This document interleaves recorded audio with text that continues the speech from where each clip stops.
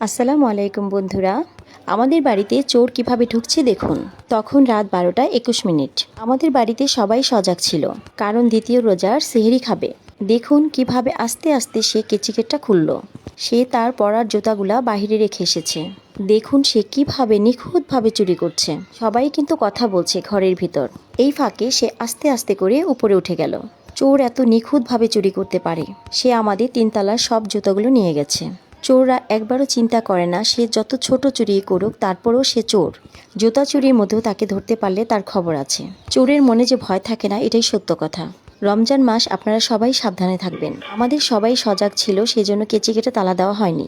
এই ফাঁকে সে নিখুঁতভাবে চুরি করে জুতোগুলো নিয়ে বের হয়ে গেল। আপনারাই দেখুন কিভাবে জুতোগুলো চুরি করে নিয়ে বের হয়ে যাচ্ছে। রোজার মাস, সবাইকে সাবধানে থাকতে হবে। সে কিভাবে জুতোগুলো নিয়ে আস্তে আস্তে করে নামছে দেখুন। তার মাথায় কোনো টেনশন কাজ করছে না, তাকে ধরতে পারলে এখন কি অবস্থা হবে। নিজের মনে করে আপনভাবে চুরি করে চলে গেল। এখন সব জায়গায় চুরি ডাকাতি বেড়ে গেছে। আপনারা সবাই খুব সাবধানে থাকবেন, ভালো থাকবেন, সুস্থ থাকবেন। আল্লাহ হাফেজ।